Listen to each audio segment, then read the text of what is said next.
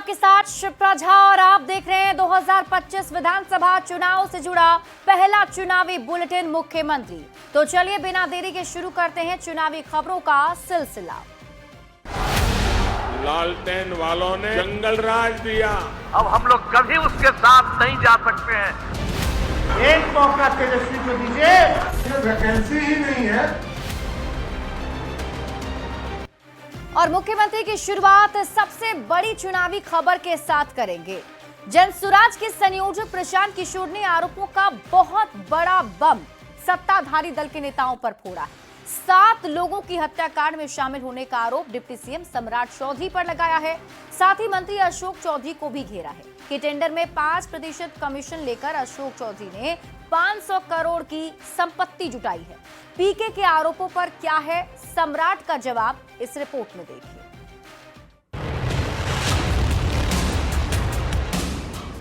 बिहार में चुनाव है और चुनावी सरगर्मी के बीच आरोप प्रत्यारोप की सियासत जोर पकड़ते जा रही है। सोमवार को सियासी रणनीतिकार और जनसुराज के संयोजक प्रशांत किशोर ने फिर से अपना पिटारा खोला। पिटारा खोलते ही खलबली मचा दी। डिप्टी सीएम सम्राट चौधरी पर 7 लोगों की हत्या और गैंगरेप के बाद मर्डर के 2 अलग अलग मामलों में संलिप्त होने का आरोप लगा दिया। पीके ने केस का ब्यौरा दिया कि तारापुर में कुशवाहा जाति के 7 लोगों की हत्या हुई थी।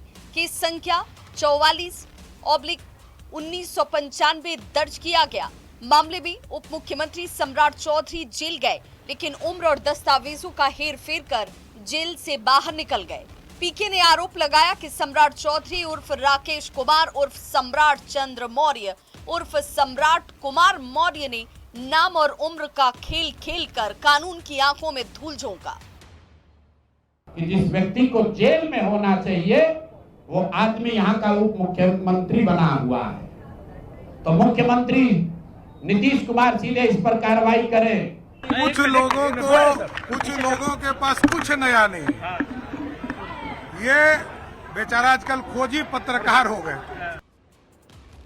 प्रशांत किशोर ने डिप्टी सीएम सम्राट को बर्खास्त कर गिरफ्तारी करने की मांग की है, क्योंकि गलत तरीके से खुद को नाबालिग साबित कर जेल से आजाद हो गए। जबकि 2020 में निर्वाचन आयोग को दिए गए एफिडेविट के मुताबिक 1995 में सम्राट की उम्र 26 वर्ष होनी चाहिए थी। पीके ने न सिर्फ सम्राट को घेरा बल्कि ग्रामीण कार्य मंत्री अशोक चौधरी पर आरोपों का बम फोड़ दिया। मीडिया को बताया कि अशोक चौधरी टेंडर में 5% कमीशन लेते हैं। उन्होंने 500 करोड़ की संपत्ति अर्जित की है। 20,000 से ज्यादा का कॉन्ट्रैक्ट भाई साहब ने दिया है और हर कॉन्ट्रैक्ट में 5% पैसा कमीशन के तौर पर लिया गया है। प्रशांत किशोर ने बार बार फंडिंग को लेकर उठ रहे सवालों का भी जवाब दिया। बताया कि 3 सालों में उन्होंने अलग अलग कंपनियों और राजनीतिक दलों से 241 करोड़ रुपए फीस लिए हैं। अपनी पार्टी जनसुराज को 98 करोड़ 75 लाख व्यक्तिगत खाते से चंदा दिया है। 30 करोड़ 95 लाख 68,000 18% जीएसटी भरा है और 20 करोड़ रुपए सरकार को इनकम टैक्स जमा किए हैं। विरोधियों पर हमलावर पीके ने न सिर्फ बीजेपी और जेडीयू नेताओं को घेरा बल्कि आरजेडी नेता तेजस्वी यादव पर भी जमकर बरसे। जिन्होंने अपराध, अपहरण, जमीन रंगदारी, हत्या के आधार पर अपना साम्राज्य खड़ा किया है, तो पहले इनका नाम जारी करेंगे। विधानसभा चुनाव के ऐलान से ठीक पहले पीके ने बिहार की राजनीति में हलचल मचा दी है। एनडीए और महागठबंधन के बड़े नेताओं पर पीके के संगीन इल्जाम से खलबली मच गई है। अब हर किसी की निगाहें सत्ता पक्ष और विपक्ष के नेताओं पर टिकी हैं कि वो बिहार चुनाव को त्रिकोणीय बनाने में जुटे प्रशांत किशोर के आरोपों पर क्या जवाब देते हैं। पटना संवाददाता आनंद अमृतराज के साथ ब्यूरो रिपोर्ट न्यूज़ 18। और मुख्यमंत्री में बढ़ते हैं अगली खबर की ओर। महागठबंधन में सीट शेयरिंग पर सस्पेंस बरकरार है और इस बीच कुटुंबा सीट पर कलह सामने आ गई है। कुटुंबा में बिहार कांग्रेस अध्यक्ष राजेश राम का जबरदस्त विरोध देखने को मिला। आरजेडी कार्यकर्ताओं की मौजूदगी में राजेश राम के खिलाफ नारेबाजी हुई। ऐसे में सवाल उठ रहे हैं कि क्या राजेश राम की सीट पर आरजेडी की नजर है। ये रिपोर्ट है।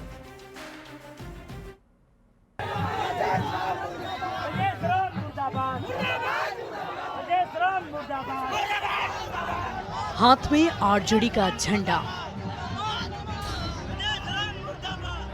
जुबान पर विरोध के बोल।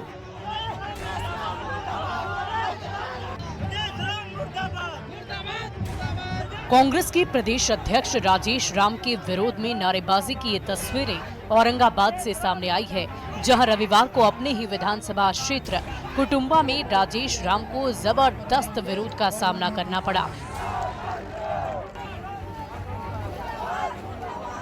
सोशल मीडिया पर तेजी से वायरल हो रहे इस वीडियो को लेकर दावा किया जा रहा है कि वीडियो कुटुंबा के पथरा गांव का है। बीते दिन बिहार कांग्रेस अध्यक्ष एक स्कूल का शिलान्यास करने पहुंचे थे। राजेश राम को देखते ही कुछ युवक भड़क उठे और सामने ही मुर्दाबाद के नारे लगाने लगे।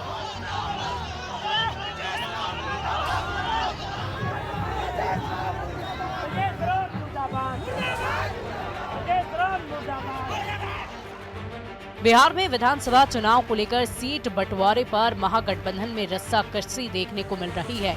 आरजेडी और कांग्रेस के बीच जारी नूरा कुश्ती और अंदरूनी कलह सतह पर आ गई है। आरोप लग रहे हैं कि राजेश राम की सीट पर दावा ठोकते हुए आरजेडी ने दबाव वाली राजनीति शुरू कर दी है।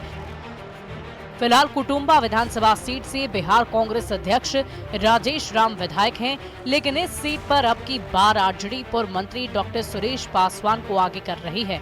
चर्चा है कि राजेश राम के लिए डिप्टी सीएम की पद की मांग हो रही है, जिसे लेकर आरजेडी ने राजेश राम की पारंपरिक सीट पर ही दावा ठोक दिया है। हालांकि कांग्रेस ये कह रही है कि कुछ भी हो जाए, कुटुंबा से तो राजेश राम ही लड़ेंगे। अरे नारा लगाने से थोड़ी कुछ होने वाला है। ये तो एक तरह की सोची समझी साजिश है।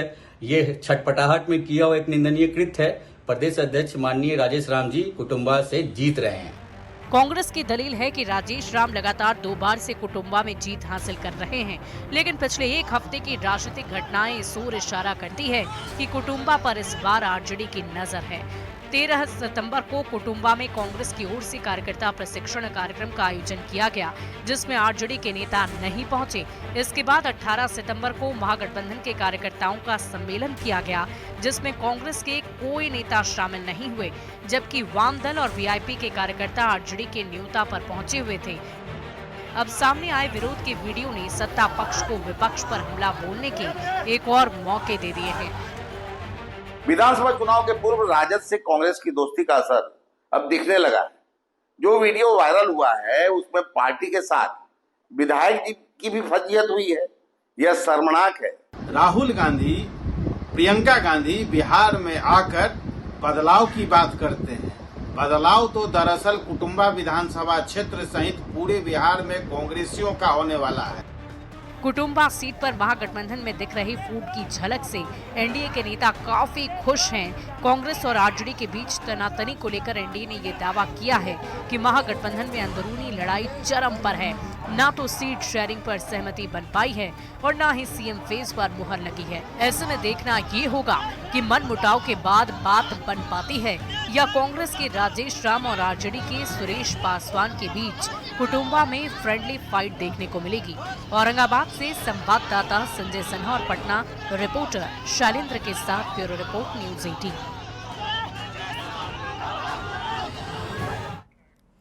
और मुख्यमंत्री में अब आपको सुनाते हैं बयान बवाली, यानी ऐसा बयान जिस पर बवाल मच गया है। बिहार चुनाव में आई लव मोहम्मद पर सियासत गर्मा गई है। आई लव मोहम्मद वाले पोस्टर पर केंद्रीय मंत्री जीतन राम मांझी ने बड़ा बयान दिया, जिस पर खूब राजनीति हो रही है। मांझी ने ऐसा क्या कहा कि बिहार की सियासत सुलग गई, इस रिपोर्ट में आपको दिखाते हैं। आई लव मोहम्मद कह करके संसार को प्रचारित नहीं करना चाहिए। इसका मतलब आप लव के खिलाफ है, आप मोहब्बत को मानते ही नहीं है। आई लव मोहम्मद के भी और पीछे खड़े हैं।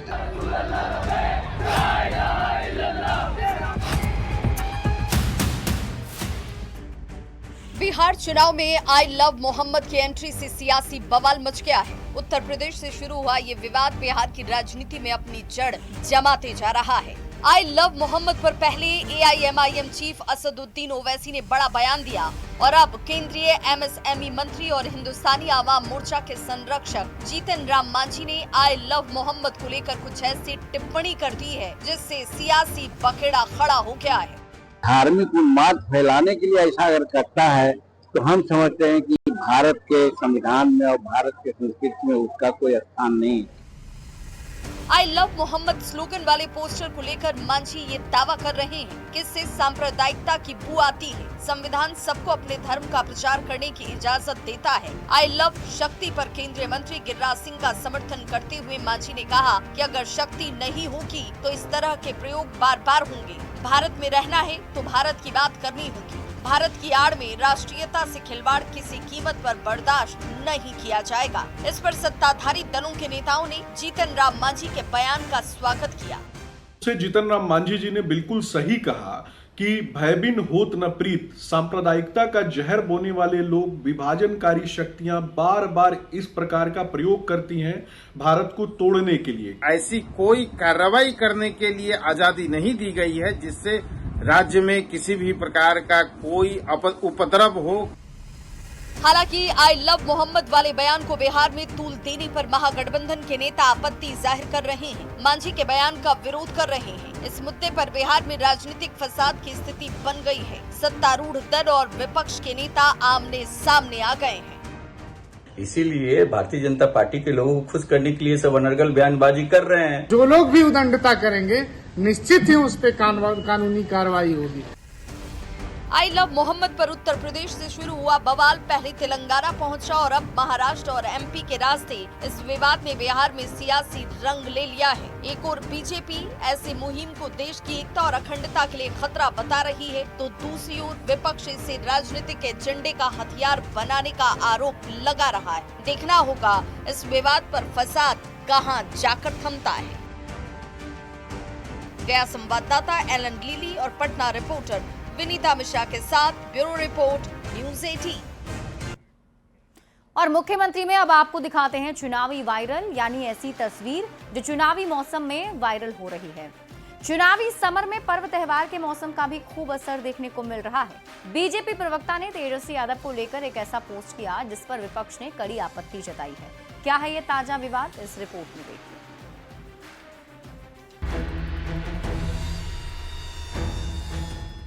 जरा गौर से देखिए इस तस्वीर को। इस फोटो को भारतीय जनता पार्टी के प्रवक्ता नीरज कुमार ने सोशल मीडिया प्लेटफॉर्म पर शेयर किया। इस तस्वीर पर बिहार में सियासी बवाल इसलिए खड़ा हो गया है क्योंकि बीजेपी प्रवक्ता ने नेता प्रतिपक्ष तेजस्वी यादव को रावण के रूप में दिखाया है। दशानन रावण की वेशभूषा में तेजस्वी का एआई फोटो शेयर कर लिखा है कि रावण वध का समय आ रहा है। बिहार वासियों को अग्रिम शुभकामनाएं।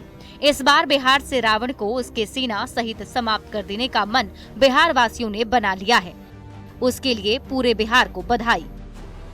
रावण के 10 सिर को बुराइयों का प्रतीक माना जाता है। ऐसा कहा जाता है कि रावण के 10 सिर उसके भीतर मौजूद 10 बुराइयों, स्वभाव और कमजोरी को दर्शाते हैं। यही वजह है कि दशानन रावण की तुलना नेता प्रतिपक्ष तेजस्वी यादव से किए जाने पर कांग्रेस पार्टी आपत्ति जता रही है। हे नीरज कुमार जी, भाजपाई नीरज जी, पहले जान लीजिए राम मर्यादा का प्रतीक थे, आपकी घटिया राजनीति का प्रतीक नहीं। रावण से तेजस्वी की तुलना किए जाने पर विपक्ष विरोध जता रहा है, लेकिन सत्ताधारी जनता दल यूनाइटेड के नेता ये दलील दे रहे हैं कि तेजस्वी यादव भ्रष्टाचार के प्रतीक हैं। भ्रष्टाचार के आरोप में कोर्ट में तेजस्वी की पेशी से बिहार शर्मसार होता है।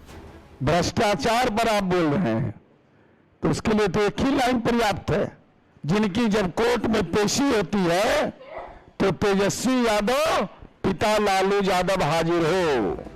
वैसे तो विजयादशमी में अभी वक्त है, लेकिन सियासत अभी से ही चढ़ गई है। बिहार चुनाव में रावण की एंट्री पर खूब राजनीति हो रही है। ऐसे में देखना होगा बीजेपी नेता नीरज कुमार के इस पोस्ट पर आरजेडी की ओर से क्या जवाब आता है। पटना संवाददाता रवि एस नारायण के साथ ब्यूरो रिपोर्ट न्यूज़ 18।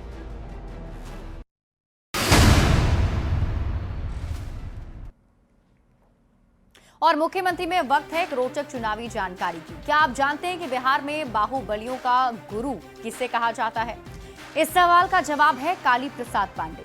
काली पांडे गोपालगंज से लोकसभा के पूर्व सदस्य हैं। 80-90 के दशक में ये बिहार के तमाम बाहुबलियों के गुरु बन गए थे। अपने ऊपर लगे संगीन आरोपों के कारण जेल की सजा काट चुके काली पांडे 1984 में गोपालगंज से लोकसभा के चुनावी मैदान में उतर गए, जिसके बाद बड़े बड़े नेताओं की नींद उड़ गई थी। तत्कालीन समय में इनके साथ कोई पार्टी नहीं थी। ये निर्दलीय चुनाव लड़े और ऐतिहासिक वोट से चुनाव जीत भी गए। 1984 के चुनाव में इन्हें रिकॉर्ड तोड़ वोट मिले थे और पूरे देश में सबसे अधिक वोटों से जीतने वाले काली पांडे इकलौते लोकसभा के सदस्य बन गए थे, जिसके बाद उन्हें लोकसभा में सम्मानित भी किया गया था। और इसी के साथ इस बुलेटिन में अभी के लिए बस इतना ही। आप देखते रहिए न्यूज़ 18 बिहार झारखंड।